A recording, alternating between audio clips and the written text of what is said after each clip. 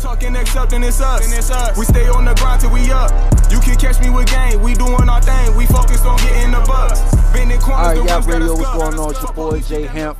Sitting here chilling with the man, with the legend, Mr. Corey Holcomb himself. What's up, big brother? dog? You all right, man? Man, I'm good, bro. Yeah, First off, like I told y'all, camera, man, I really appreciate you sitting down and taking out the time to do the interview with me, bro. Oh yeah, man. You know, I tell people what you did things to help me, man.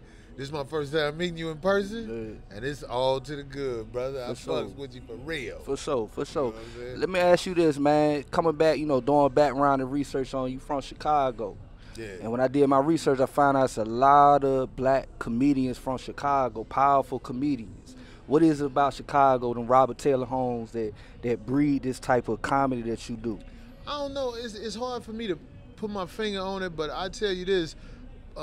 Places that got 4 seasons, I think the people get a gist of life better. Like, I live on the West Coast, and you know what I'm saying? For the last, it's been almost 20 years.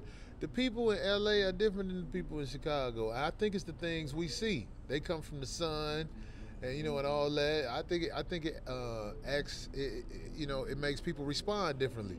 So a city like Chicago that got 4 seasons, I think that helps out. You know what I'm saying? Yeah. People getting ready to prepare for life and say things that basically relate to everybody. That's what I think. Indeed. When you talk about preparing for life, when you listen to you talk about your own story, you talk about how it was a time when you were coming up and you were living in the subway in New York, right? To try to.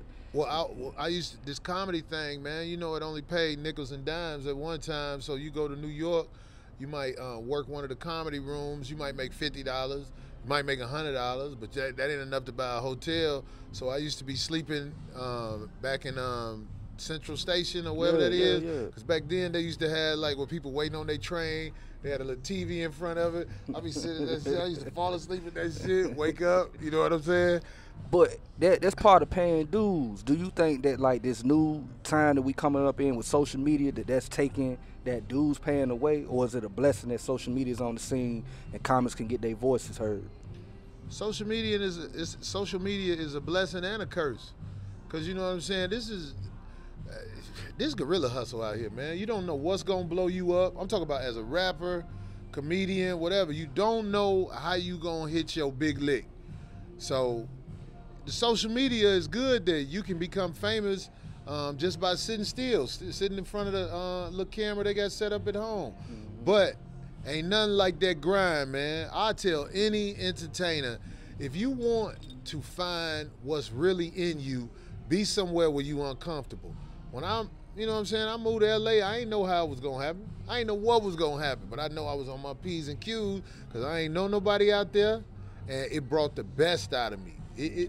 When you scared, when you don't know how you gonna eat, I would say for real people, it bring the best out of you. So that's the thing, social media ain't gonna give you. It ain't gonna give you that, oh, I got to be out here and I got to find a way. You get what I'm saying? When you got to find a way, or you'll be starving in the street, it bring the best out of the people who got it in them. Indeed. I think one of the things that make you special and stand out as a comic is I think that you realize the power of your platform.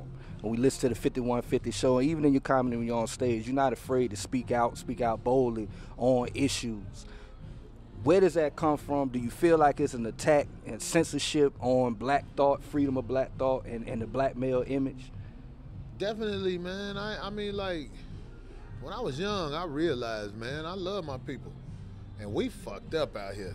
We fucked up. It ain't our fault altogether. You know what I'm saying? There are things being done to program us a certain way, this R. Kelly thing. R. Kelly bogus. We know he bogus. But R. Kelly, Bill Cosby, they come at a lot of brothers with the news coverage to put a face on this type of crime. Just like in the NFL, they was trying to put a face on domestic violence.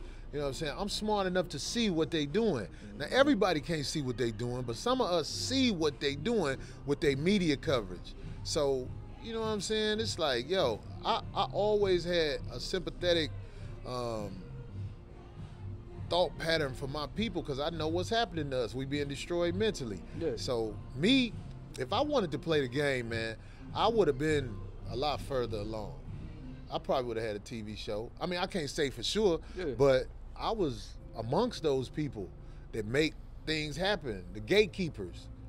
But they never got along with me. I never got along with them because I'm proud of who I am, and I'm not willing to act like, you know what I'm saying, I don't know, because I do know. Yeah. And it takes courage to do that, man. And a lot of brothers out here got that. They will not compromise themselves to the point where they can't look in the mirror, and that's what I never do. That's why I ain't got it like I wanted, but I got it. And I say I got it because I come from humble beginnings. It don't take much to make me happy. I don't do nothing but buy tennis shoes and buy my mother them stuff, man. I ain't tripping on this. If I get that big old bag like that, I'll take it. But if I don't, I'm good. Indeed. You know what I'm saying? Indeed. So look, man, and part of your thinking process is also thinking out of the box. Your T-shirts, your merchandise, even with that Book of Corinthians, with the dog tag, man. So what can we expect from you coming up? Well, you know, I done start these little songs we do on the 5150 show. I'm trying to take it to the next level. I just want to do something special, do something different, because I know what I say is different. Everybody not bold enough to say it the way I say it, even though it's people out here who are pioneers with everything, you know what I'm saying? But I'm saying I'm trying to do this music thing in a way where I shocked the nation. I made a lot of friends out there in LA. When I say friends, mean I met people that are fans of mine, like Dr. Dre. Man, I was in the studio with Dr. Dre, kicking it with them. I was like, wow, it was blowing my mind. You know, Dr. Dre. It's a lot of people who like what I do. Now they can't associate themselves with it because it might interfere with what they doing with the industry. You know, some people, and I understand that. I'm not one of them people, oh, you selling now, woo, woo, woo, because when it really boils down to it, when you real, if somebody push you against the wall, it's going to come out. I don't want to be the one to push you against the wall. We need them people who in place already, because in case something jump off, you know, we'll be like, well, what's the name them in there?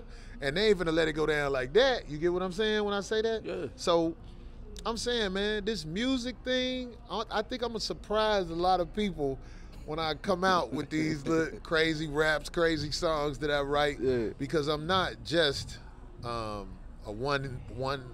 one lane walking down type motherfucker. You know what I'm saying? Indeed, man. Well, look, bro, you solid individual, man. Oh yeah, I appreciate you. You too, brother. Real, I feel it. Thank you, man. We have something as black people, in my opinion. I mean, white people may have it too, but I'm just saying, we really have to use our instincts. And I pick up on people. And as soon as I got in the room with you, brother, I picked up on someone I started talking to at first, because, you know, I hadn't met you yet. I thought you was your man right there. But I'm glad I got a chance to talk to you too, brother. And I'm proud to do this for you, man. Thank you, bro. Run with it, man. I'm here for you. Yes, sir. Thank you, bro. That's what's up. Hey, that was the big dog, Corey Holcomb, man. It's your boy, Jay Hamp. We out this thing. They talking accepting it's us. We stay on the grind till we up. You can catch me with game. We doing our thing. We focused on getting the bucks. Bending corners, the rims got us scuffed. For police, keep that milk.